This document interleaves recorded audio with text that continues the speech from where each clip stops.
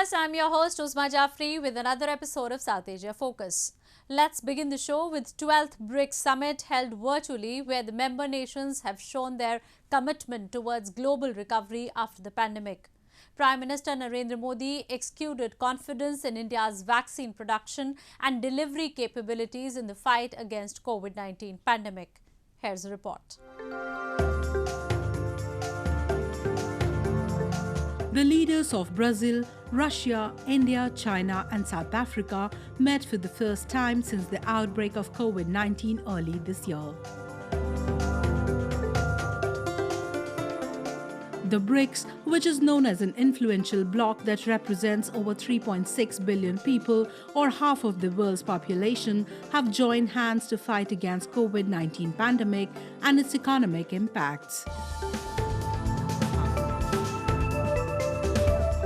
In a virtual event hosted by Russian President Vladimir Putin, the BRICS member nations showed commitment to work together in these difficult times.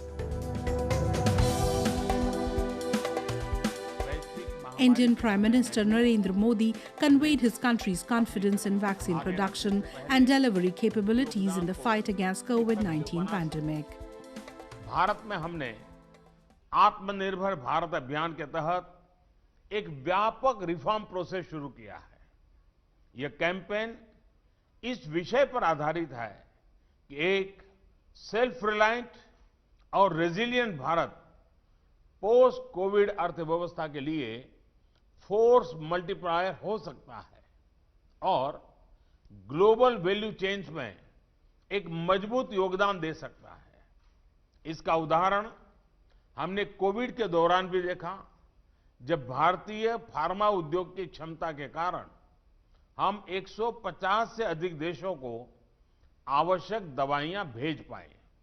जैसा मैंने पहले भी कहा है, हमारी vaccine उत्पादन और डिलीवरी क्षमता भी इस तरह मानवता के हित में काम आएगी। В нынешних условиях крайне востребована работа нового банка развития. На борьбу с пандемией банком зарезервировано $10 миллиардов. В целом же портфель инвестиционных проектов к настоящему времени превышает $20 миллиардов. India hopes its 5 locally tested vaccines will help it to control COVID-19, as those developed by Pfizer and Moderna may not be available in big quantities soon.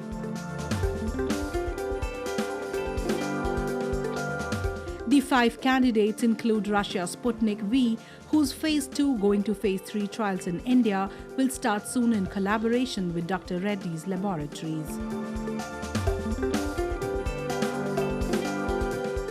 The other experimental vaccines are the one being developed by AstraZeneca and Oxford University, which is being manufactured by the Serum Institute of India, Bharat Biotech and the Indian government's Covaxin. Zydus Cadilla's Zycovid-D, and the last one being developed by Biological E Limited alongside Baylor College of Medicine and Dynavax Technologies Corp.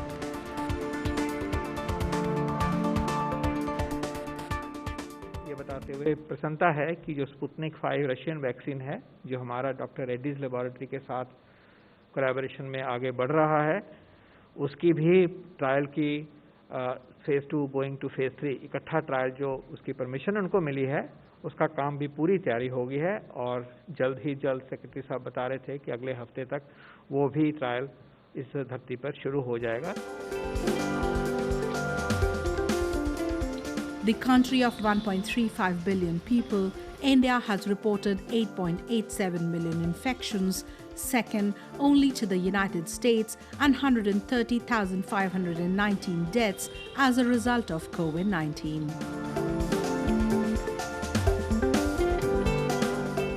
As the BRICS countries have agreed to cooperate with each other to develop a vaccine for COVID-19, a new hope emerges to effectively fight against the deadly virus.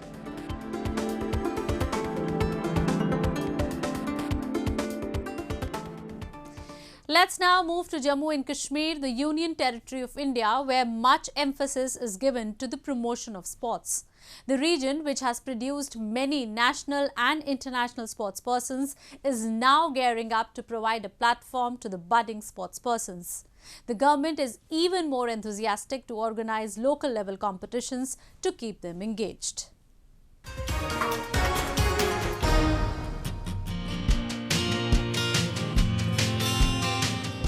This cricket tournament in the backdrop beautiful mountains was aimed to hone the skills of budding cricketers in the Kashmir Valley. Held in Kupwara town of Jammu and Kashmir, the Unity Cricket Tournament organized by the Indian Army brought together several local teams from the Union Territory. The players are happy to get an opportunity to show their talent in the sports.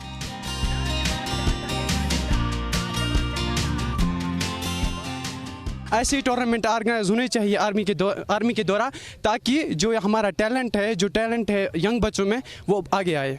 क्योंकि हमारा youth जो है, जो छोटे छोटे बच्चे हैं, ये टैलेंट आ रहा है, जो टैलेंट है वो सामने आएगा और हमें भी मौका मिलेगा आगे जाने के लिए। Sports in Jammu and Kashmir got a facelift after it was given the status of Union Territory in August last year. The government has been organizing various outdoor and indoor sports events to provide a better career opportunities to the youth.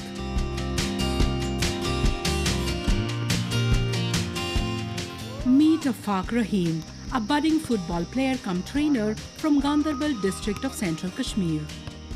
His aim is to become a professional football coach so that he can teach the youth in his area. मैं masters complete करने के बाद मेरा जो अभी अपना plan है, मैं NIS के लिए जा रहा हूँ। तो इंशाल्लाह NIS कंप्लीट करने के बाद मैं फ़ुटबॉल में NIS को जो डिग्री होती है वो मैं कर रहा हूँ। उसके बाद मैं लाइसेंस के लिए आऊँगा, जो मैं कोचेस के लिए, मतलब अपने आप को कोच बनाने के लिए तैयार कर रहा हूँ। क्योंकि जो D लाइसेंस होती है, B लाइसेंस होती है, ताकि मैं ये फ़ुटबॉल में ही आगे इसलिए जाना चाहता हूँ क्योंकि मुझे पता है गांधरबल कहाँ लैग कर रहा है। जो मैंने अपने स्ट्रगल किया है, मुझे पता था मैं कहाँ से लैग करा। The youth in Jammu and Kashmir failed to showcase their talent due to disturbances caused by cross-border terrorism and separatism movement, which is gradually fading away due to tough measures taken by the government. With the changing situation, not only boys, even girls are coming forward to take part in sports activities. At a recently held girls volleyball tournament in Baramulla, the young players were thrilled to participate.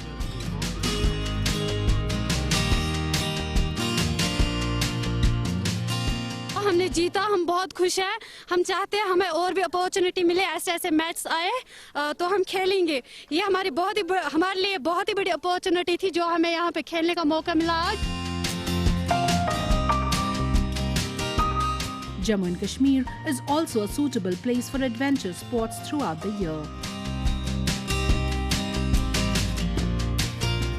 There are lakes, rivers and snow-clad mountains, which provide ample opportunities to organize adventure sports of national and international level.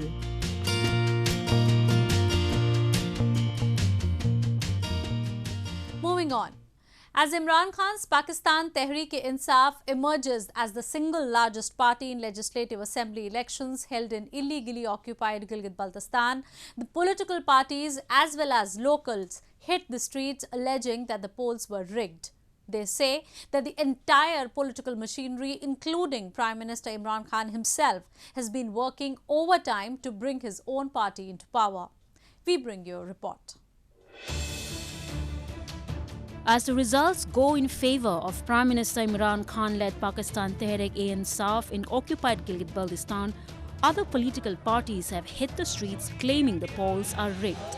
Gilgit-Baltistan ke awam ke vote mein dhaka dala hai. Elections were held on 23 seats of the Legislative Assembly on November 15. PTI emerged as the leading party after it bagged 9 Legislative Assembly seats. The PPP came in second by securing 3 seats, while the PMLN secured 2 seats. 7 seats went to independent candidates who are expected to play an important role in the formation of the next GP government. Several political parties accused the PTI of rigging the elections and threatened to continue protests. हम हुकूमत के वक्त का भी एहतराम करते हैं, मगर जो जुल्म हमारे साथ करेगा उस जुल्म के मुकाबले में हम डट जाएंगे, हम मर जाएंगे। आज हमारे साथ प्री पोल रिगिंग के जरिए हमारे मैंडेट को चुराया गया है। जिस अंदाज से चुराया गए हैं वो पूरा रियासती इदारों को भी पता है, इंतजामिया को भी पता है। हम आज इंतबा करना चाहते हैं, हम अगर हमें 1 महीना भी यहाँ धरना देना हो और जब तक हमें इंसाफ नहीं मिलेगा हम रोजाना धरना देंगे। इन्होंने तमाम प्रिजाइडिंग ऑफिसर को बुला के रिजल्ट चेंज किया, जिसका चेंज करने के बाद 2 वोट से हमें हरा रहे हैं। इनको शर्म नहीं आती। फिर भी पोस्टल बैलेट पेपर क्यों नहीं काउंट कर रहे हैं? ये इसलिए कि वहाँ उनकी पोस्टल बैलेट पेपर जितने कैंडिडेट हैं उन सब का हिसाब करो तो आज हमारी लीड है, उसमें भी हमारे पास रिकॉर्ड मौजूद है। जितना हमने पोस्टल बैलेट पेपर हमने जमा कराए हैं इनके पास, हमारे पास रिकॉर्ड मौजूद है। इनको खौफ ये है कि कहीं पोस्टल बैलेट पेपर हिसाब करे फिर भी ये ना जीत जाए, इसलिए वो यहाँ से भाग गए हैं। 2 former chief ministers, PMLN's Hafiz Hafizur Rahman and PPA's Syed Mehdi Shah, have lost their battles. Gilgit Baltistan के इलेक्शंस में धांधली हुई, यानी 3 हलके ऐसे हैं जहां से बॉक्सेस जो थे, पोलिंग बॉक्सेस वोट वाले, वो ही चोरी कर लिए गए। और बिलावल भुट्टो और मरियम नवाज जो हैं 2 बड़े लीडर पाकिस्तान के, उन्होंने इन इंतखाबात के नताइज को तस्लीम करने से यकसर इनकार कर दिया है। और बिलावल भुट्टो ने तो यहाँ तक कहा है कि जब तक हमारी 3 जीती हुई सीटें जिनको इन्होंने धांधली से हरवाया है वो हमें वापस नहीं मिलती, हम गिलगित बल्तिस्तान से नहीं जाएंगे। तो ये है पाकिस्तान की एक गासिब हुकूमत की सरपरस्ती में होने वाले एक स्याह इंतखाबात। The elections were held amidst relentless protests by the people of Gilgit-Baltistan against the Pakistan government's illegal occupation in the region.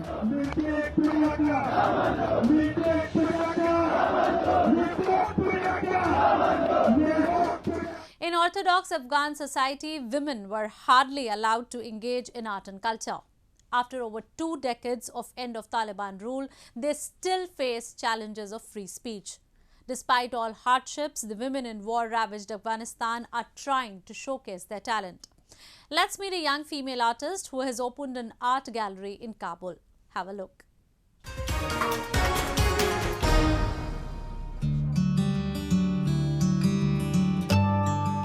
At a small gallery in Kabul, this lady carefully dips a brush in paint before applying it to a felt canvas propped upon an easel.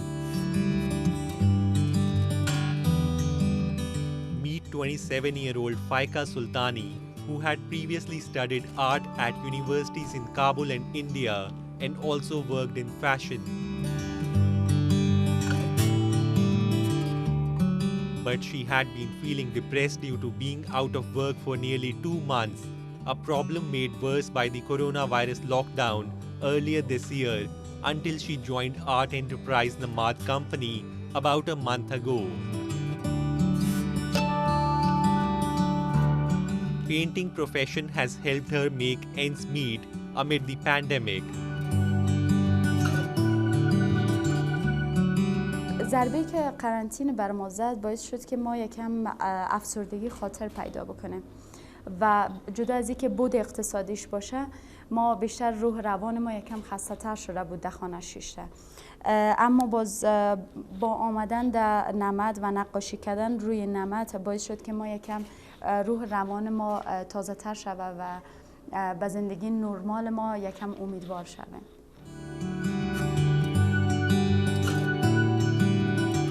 Faika hopes to motivate women of her generation to take bold paths and show the world another facade of Afghanistan, a brighter and peaceful nation.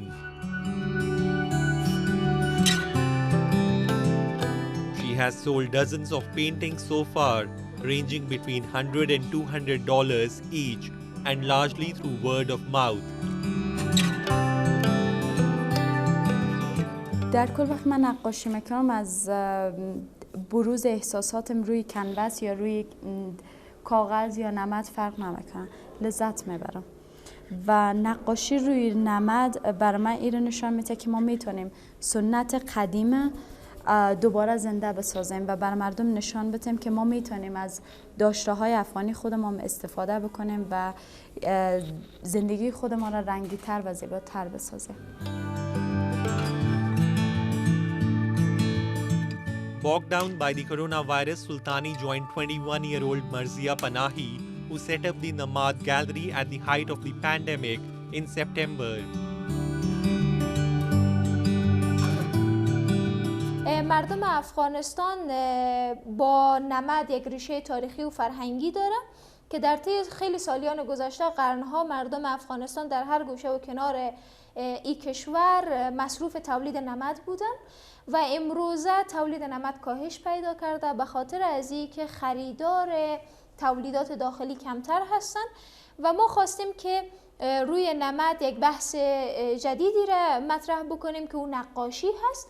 ما بتونیم نمد را از طریق دیگری وارد خانه های مردم کنیم. اگر که اونا مایل نیستن که به عنوان فرش از نمد استفاده کنن، پس میتونن به عنوان تابلو از نمد حمایت بکنن.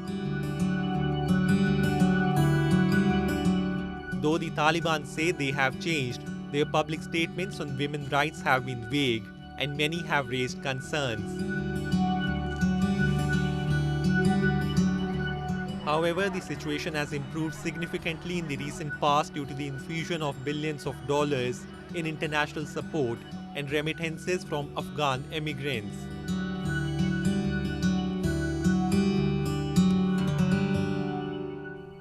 And finally, it's a festival season in South Asia and people are celebrating these events with all precautions due to ongoing COVID-19 pandemic. In India and neighboring Nepal, the Hindu community celebrated a series of festivals, Diwali, Bhai Dooj and Chhath Puja. Let's take a look at how the pandemic fails to dampen the spirit of these festivals.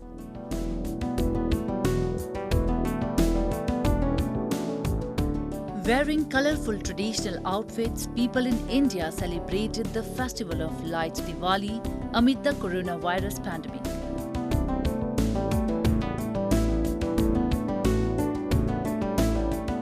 People decorated their homes with lights, earthen lamps and offered prayers. Diwali is celebrated with great fervour in India and other parts of the world as it marks the return of Hindu Lord Ram to Ayodhya after 14 years of exile, defeating demon king Ravan, the powerful king of Lanka.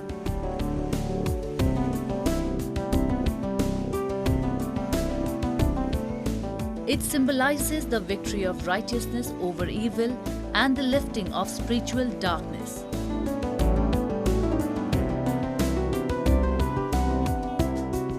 According to the Hindu mythology, it is also celebrated in honor of Lakshmi, the Hindu goddess of wealth and prosperity.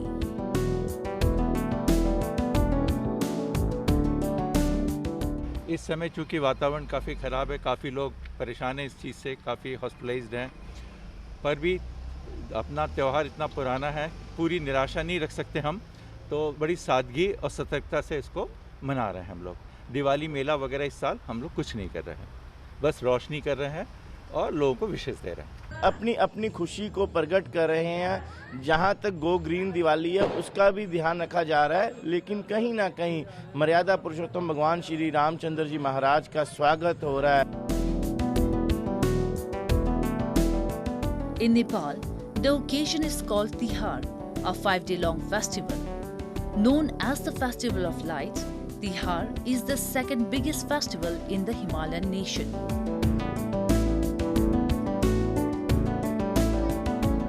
During the festival, people decorate their homes with a variety of colorful lights and the sky is filled with spectacular fireworks at night.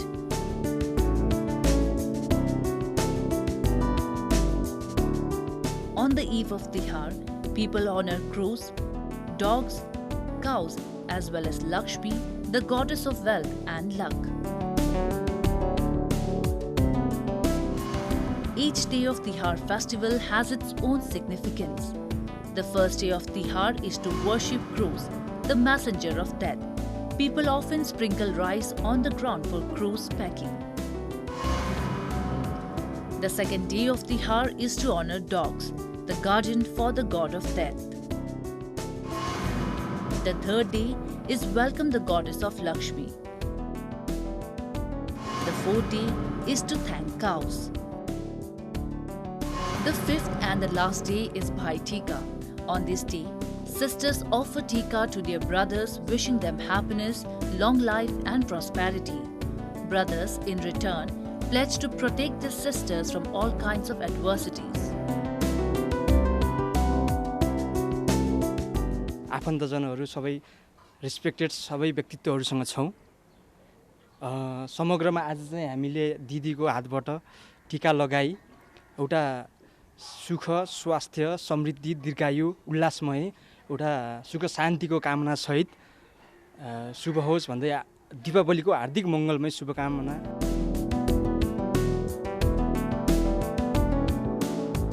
In India and Nepal, the pious festival of Chhat Puja was also celebrated, where devotees took a holy dip and performed rituals.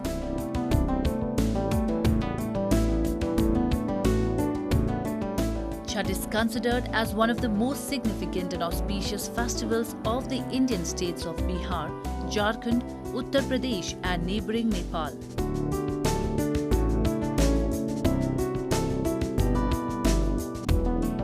The pandemic failed to dampen the spirits of festivals, as it not only brings people closer but also create a good bond of humanity in the society.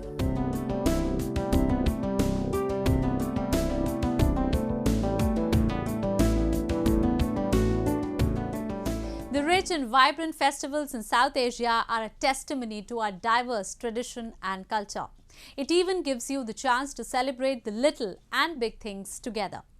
With that, we come to the end of this week's episode. See you next week. Goodbye and take care and stay healthy.